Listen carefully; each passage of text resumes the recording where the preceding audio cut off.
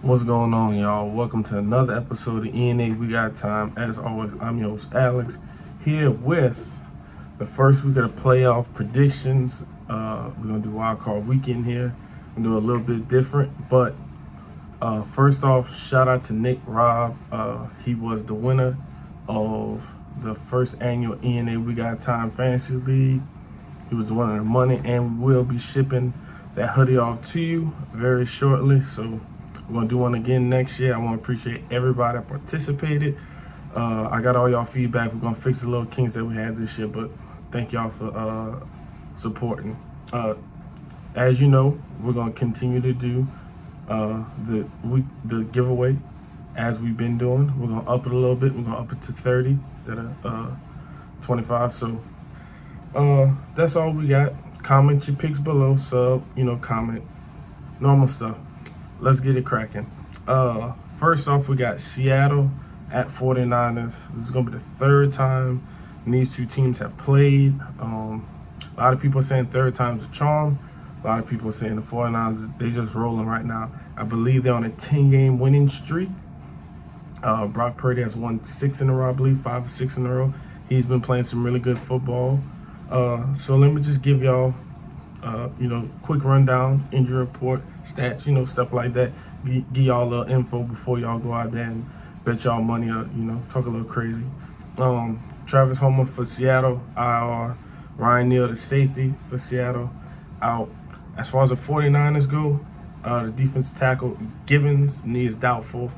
Greenlaw, the linebacker, he's doubtful. And the guard, Banks, he's doubtful. In previous games, Kenneth Walker, who's had a really, really great year for the rookie. A lot of people, I don't know a lot of people that are too high on him, but he's doing a really good job so far this year. I like what I'm seeing from him. But against the 49ers, that top-ranked defense, 16 rushes, 53 yards. But he is coming off a 3 100-yard games, so he could keep that momentum going.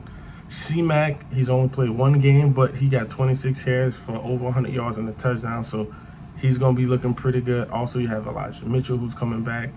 He was playing some pretty good ball before he unfortunately got hurt. Geno, a little over 400 yards, 1 touchdown, 1 interception. Brock Purdy, a little over 200 yards, 2 touchdowns, 0 picks. DK, 90 yards, 11 catches. Ward, the corner, has been making it really hard for my guy. I'm not gonna lie to you. You're gonna have to find a way to get open. Lockett, 15 catches, 175 yards, 0 touchdowns. Kittle, he has 2 touchdowns, almost 100 yards. All in all, I think this is going to be a really good game. I don't expect a blowout. I know a lot of people, the running line so far has been, Seattle's only scored 1 offensive touchdown. I get all that. But the Saints pummeled Tampa a few years ago. And yes, these are 2 completely different teams. I'm just saying the Saints were pummeling Tampa in the regular season. Some of Tom Brady's worst games of his career were against the Saints that year. Ended up playing the Saints in the Dome, and it was what it was. But I'm not gonna lie, I said all that to say this. I'm taking the 49ers 27-20. I just think that team is just too talented, too good, and they're just steamrolling guys. Unless Brock Purdy has a bad day, I got them. That's how I'm calling the game. Yeah. So next up, we got Chargers at Jags. We're gonna start off with a little injury report. Mike Williams went out last week. I think he had a back contusion. Yeah, he had a back contusion. He was listed questionable earlier this week. I do think he will go this week, which is really good news for Herbert and you Chargers fans. Kenneth Murray, the linebacker, he has a neck issue, so he is questionable. That is it for the injury report. The Jags are coming to this game pretty much fully healthy. They had a really good game to not get into the playoffs, because I think they were already in. The Titans, the defense really showed up towards the end of that game. My guy got that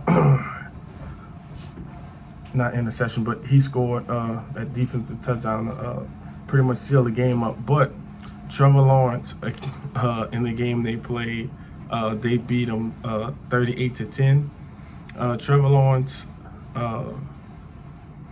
over 200 yards, 3 touchdowns, 0 interceptions. Travis Etienne. Now they had James Robinson at this point in time, so Etienne really didn't get that many carries. He only had 13 carries for 45 yards, 0 touchdowns. In the game, Jones, Kirk, and Marvin, those 3 receivers for the Jags, all had a touchdown in the game. Put up some pretty decent numbers, but Lawrence did a pretty good job of just spreading that ball around. Herbert, on the other hand, almost 300 yards, 1 touchdown, 1 interception. Leading rusher was Sony Michel. Haven't heard that name in a little while, but yeah, he was the leading rusher. Austin Eckler, he only had 4 carries for 5 yards, which is really, really not good. Williams had 1 catch, 15 yards. The leading receiver for the Chargers in that game was Palmer. He had 6 for 99. Keenan Allen was not available for that game. As far as the defensive side of the ball, because there's a lot of talk about the defense for both of these teams. I think the Jags have a good defense, and I think the Chargers have the more known defense, like obviously because LA, a bigger market, and they're just it's just a bigger market, so you hear those names. Chargers had 0 sacks, 6 tackles for loss, no interceptions. Jags had 1 sack, 3 tackles for loss, 1 interception. I really like the way the Jags are coming into this game after that hard-fought divisional game. They really strung some plays together towards the end. I'm going to go ahead. I'm taking the Jags 24-21. I think it's going to be a close game, but I got the Jags in that one. Next up, we got my team. The New York Football Giants, ladies and gentlemen, are going back to Minnesota, and we're playing the Vikings again. So let me give you just a quick rundown. The cornerback, Adoree Jackson, hadn't heard his name long. He's been hurt with a knee issue. He was limited at practice, but I'm hearing good things. He's probably going to play. I think he hasn't played in almost 2 months. Hopefully he's well rested and ready to go. Azeez Ojulari, he had a little injury, but we sat out most of our starters last week against the Eagles, so he was able to get that extra week of rest. Leonard, he was a little limited. He has a neck issue, but once again, if he had to play last week, he would have played, but just another week of rest. As far as the Vikings go, Cameron Dantzler, the corner, he's questionable. Harrison Smith, he's also questionable, the safety. But that's it for the injury report. Everybody is, for the most part, completely healthy. As far as that matchup we had a couple weeks ago, franchise record field goal the Vikings made on us, which is kind of funny because our kicker, who could have helped us maybe bring that game in overtime and win the game, I don't remember. Graham Gano, he actually had a Carolina season franchise record kick against us, but it is what it is. In that game, Daniel Jones, over 300 yards, 1 touchdown, 1 interception. Had a pretty good day. Saquon, 14 carries, 84 yards, 1 touchdown. Richard James, 8 for 90. Isaiah Hodgins, 8 for 89, 1 touchdown. Viking side of the ball, Kirk Cousins, over 200, almost 300 yards, 3 touchdowns. Excuse me. Could have had 1 or 2 interceptions, but here's what it is. Not gonna cry with spoiled milk.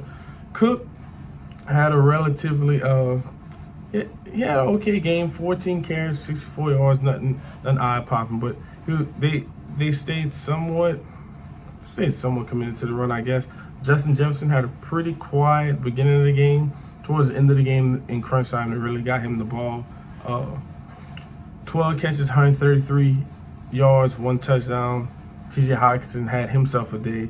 He had 13 catches, 109 yards, 2 touchdowns. Vikings had 3 sacks, 1 tackle for loss. The Giants had 4 sacks, 6 tackles for loss. I'm going to keep this short and sweet. I think my Giants are going to win. This is going to be the second game. Azeez Ojulari, Kayvon Thibodeaux, Dexter Lawrence, who just made first-team All-Pro, shout out him, and Leonard Williams, all 4 are on the field together. Only the second game. I'm going with the Giants, man. Call me home if you want. I got us winning 28-24 in a very, very, very close ball game. Next up, we got Dolphins at Bills. Another rematch. This whole wild card weekend is straight rematches. Either it's a divisional game, so it's the third time they play, or it's a game that's already happened. It's crazy how that worked. Almost like, never mind. Injury report, Waddle, he has an ankle issue. He's questionable. Tua, I'm still not exactly too sure about Tua. Raheem Mostert, he has a thumb issue. It's kind of serious. I'm not exactly too sure if he'll play. I guess we'll find out. Skylar Thompson has some undisclosed injury. So I'm not too sure who's going to go out there and throw the football at this moment while I make this video. Hopefully Tua can go out there and get something done. Waddle, he has a little over 200 yards against the Bills this year. Only one touchdown, though. Tyreek Hill, we all know what Tyreek Hill can do. But overall, the Bills' offense can put up a lot of points. They are second in the league at a little bit of over 28 points per game.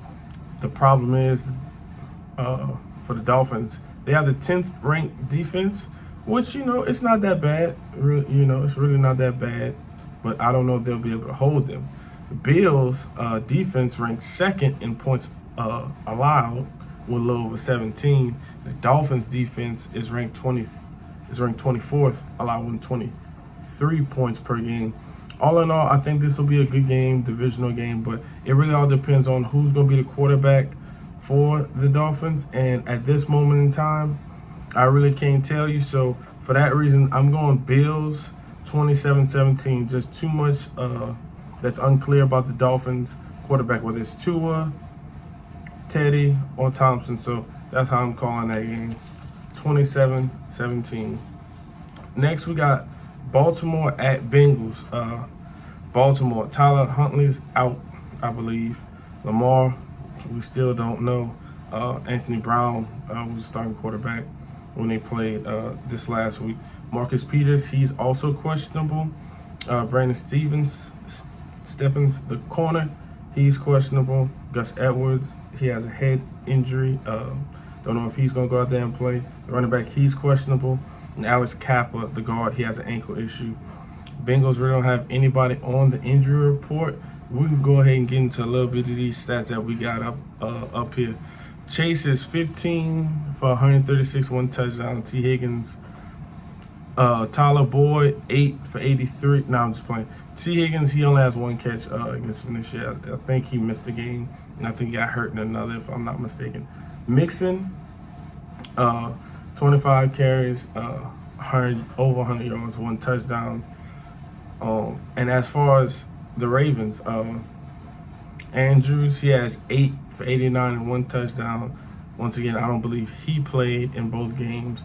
J.K. Dobbins, who I know didn't play in both games, only has 8 for 44 yards, 0 touchdowns. Burrow and Lamar have both put up some pretty decent games against each other. Neither one of them have really turned the ball over. I think combined that 2 or 3 interceptions, which is really not that bad. They really don't turn those quarterbacks don't turn the ball over. All in all, I'm gonna keep this short and sweet. I don't believe Lamar is playing, but I still think Baltimore goes out there and really gives it their best shot. I don't think they go out there and lie down, but I will take the Bengals 24-20. That's how I'm calling it. And last but not least, on Monday night, who would have guessed? We got the Cowboys at Bucks. For the Cowboys, injury report, Tyler, the center, he's questionable. Bland, he's questionable with a chest injury. And Van Der Esch, he has a neck issue. I hope it's nothing serious, but he's on the report. As far as the Bucks, Julio's questionable. Nassib, the linebacker, he's questionable. The offensive tackle, Smith, he's questionable. Logan Ryan, the safety's questionable. And Vita Vea, the D tackle, he's also questionable. These two teams have played already just once, though, this year. Bucks won 19-3 in a pretty commanding fashion. Brady, 2, low over 200 yards, 1 touchdown, 1 pick. Playoff Lenny, over 100 yards on the ground. Evans, a little under 100 yards, 71 yards, 1 touchdown, Julio went 3 for 69. Really good game from him. Godwin, who seems to be one of Brady's favorite targets, he was really quiet that game, 3 for 35. On the Dallas side of things, Prescott was 134 yards in a pick. Cooper Rush ended up getting in that game because I believe Dak got hurt. Rush only had 64 yards. Zeke, he had 10 carries, 52 yards. Noah Brown was the leading wide receiver in that game. And if you notice, as of lately, Noah Brown's been getting a lot of reps, and he's been getting a lot of targets from Dak, which is kind of crazy because CeeDee Lamb's supposed to be the #1. But hey, if you open, you open, I guess. Schultz, 7 for 62, and Lamb, 2 for 29. Pretty quiet game. I'm going to keep it short and sweet. I got the Bucs in this game. Cowboys coming off a real big stinker. So I got the Bucs 23-20. I don't think any of these games will be a blowout in total. That's just my opinion. If Baltimore does not have Lamar, I do think that it could be a blowout. When I say blowout, we're talking maybe 14 points, but I don't think it gets anything worse than that, just for the simple fact, that defense is still going to play top-notch ball, even without Lamar. Hopefully the offense can sustain some drives, even if he's not playing, and just, give the defense a little rest, even if they're going, not 3 and out, but 1 or 2 first downs. Just give them a little rest, and hopefully defense can pick your offense up. And the only other game I could see possibly being a blowout, I don't see Seattle 49ers being a blowout. I know the Vegas line at one point was 10 points. I don't see that being a blowout. Just my opinion. It could be, but I'm not picking it. Dolphins at Bills. If Skylar Thompson's the starting quarterback for the Dolphins, it could be a lot worse than 27-17. It could be a 34-10 ball game. But that's all I got, y'all. Once again, I just want to say I appreciate all y'all who rock with me, all y'all who watch these videos. Comment, like, share, subscribe, man. We're going to be here every week of the playoffs, Super Bowl. We're going to switch it up. We're going to do something even better. But for right now, that's all I got. I'm Alex. This is ENA We Got Time, and I'm out. Peace. Here, make knock it off at your Pittsburgh. Stand cut. Change for assault.